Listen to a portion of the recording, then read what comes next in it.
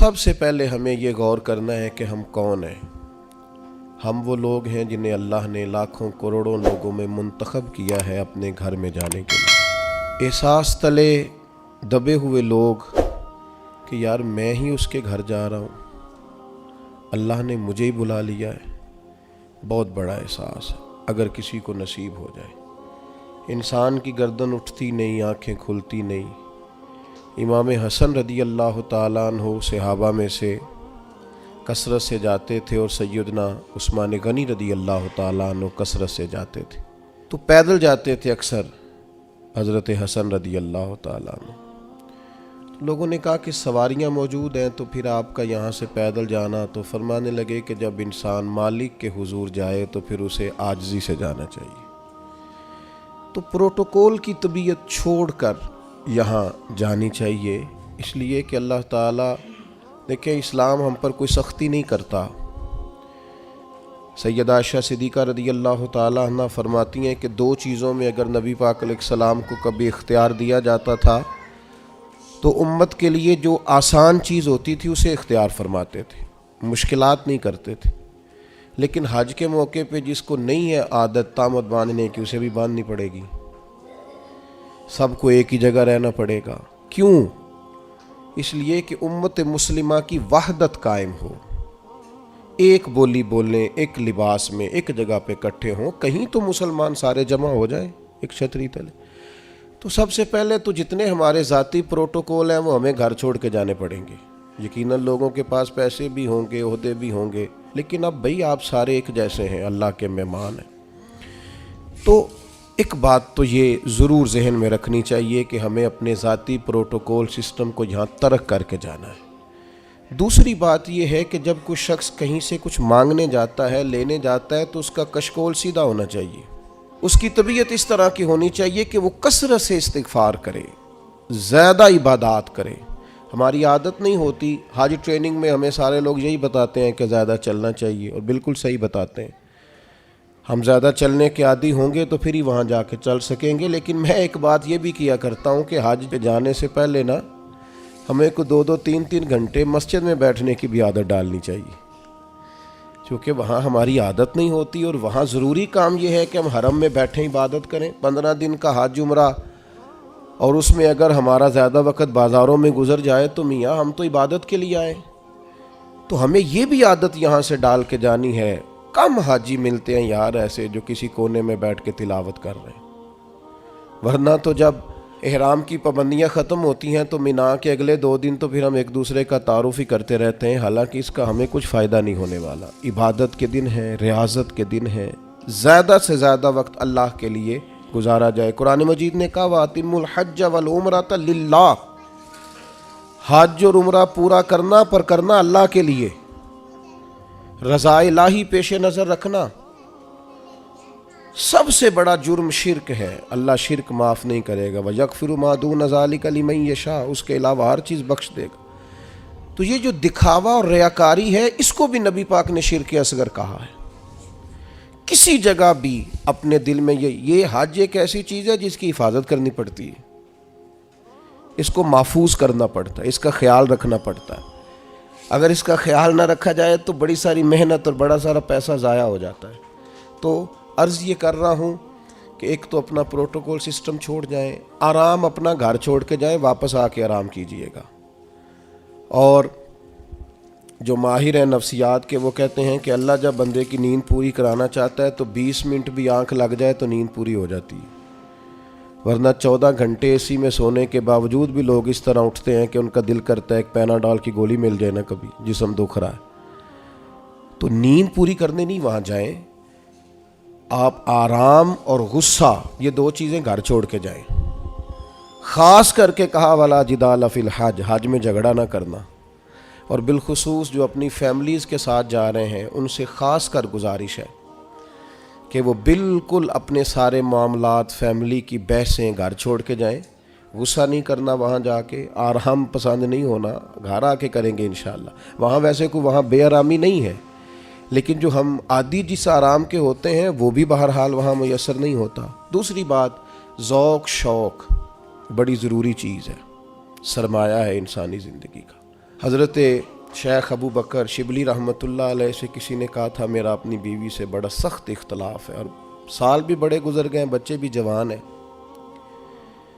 تو اب کوئی ایسی صورت بھی نہیں کہ علیحدگی ہو سکے تو کچھ بتائیں۔ تو فرمانے لگے کہ تو اصل میں نا اپنی گھر والی کی صرف منفی باتیں یاد رکھتا ہے، تو اس طرح کر، آج سارا دن تلاش کر اس میں خوبیاں کیا ہیں، اللہ تیرے دین کو تازہ کر دے گا، تیرا اسے چھوڑنے کو جی نہیں چاہے گا۔ اپنے آپ کو تازہ رکھنے کے لیے ہمیشہ مثبت چیزیں پیش نظر رکھنی چاہیے۔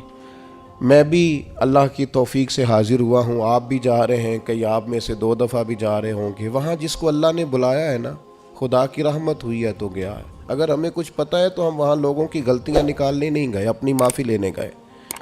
اس لیے مثبت باتیں ذہن میں رکھ کے جائیں۔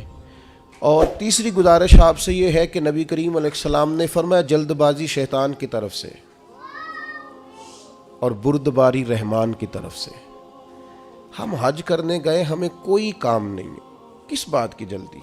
آپ اطمینان سے اپنے سارے حج کے ارکان کو ادا کریں، اطمینان سے آپ عرفات میں دعائیں مانگیں، کچھ بھی نہیں ہوگا، آپ کو معذور لوگ پیدل چلتے نظر آئیں گے وہاں۔ اطمینان سے آپ اپنے اس طرح کا اطمینان نہ کریں کہ قافلے سے بچھڑ جائیں اور آپ کو ڈھونڈا جائے، لیکن یہ کہ جلد بازی نہیں، کچھ بھی نہیں ہونے لگا۔ طواف زیارت کا ٹائم 12 ذی الحج تک ہے، آپ 12 تک وہی ہیں، آپ سکون سے اطمینان سے لوگوں کو لے کے چلیں گے، آپ کو اس میں فائدہ نظر آئے گا۔ چوتھی گزارش یہ ہے کہ اسلام مذہب کیا ہے؟ حضرت تمیم داری رضی اللہ تعالیٰ عنہ نے نبی پاک علیہ السلام سے پوچھا کہ دین کیا ہے، تو فرمایا دین النصیحہ، میرا سارا دین کسی کا بھلا کرنے کا نام ہے، سارا دین خیر خواہی ہے۔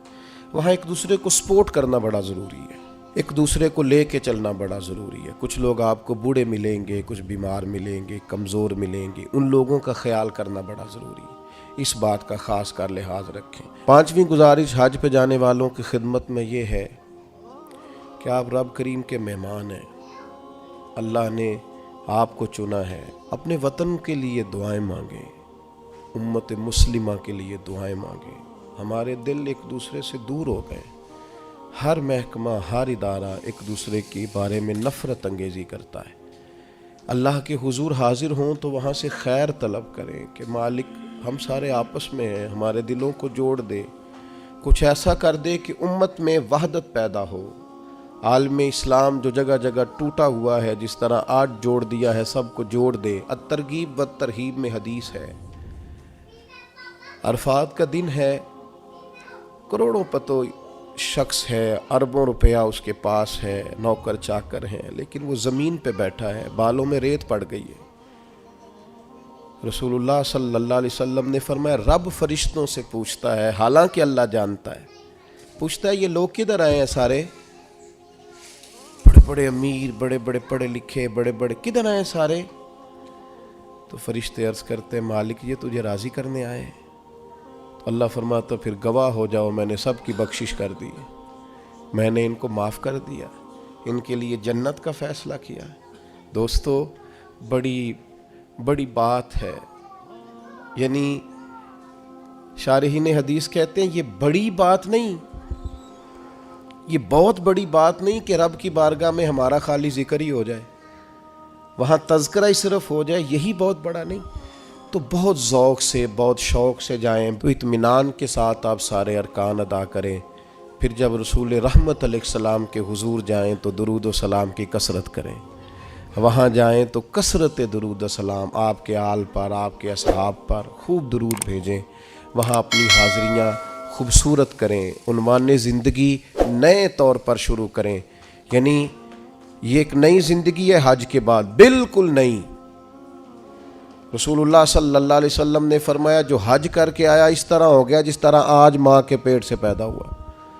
تو اس کو بھی تو چاہیے نا نئے سرے سے چیزیں ترتیب دے، صرف یہ اپنے پیٹ کو نہ بدل لے آ کے کہ اب مطلب یہ کہ ساتھ حاجی بھی لکھ دو، یہ باقاعدہ اپنے رویے بدلے، طرز زندگی بدلے۔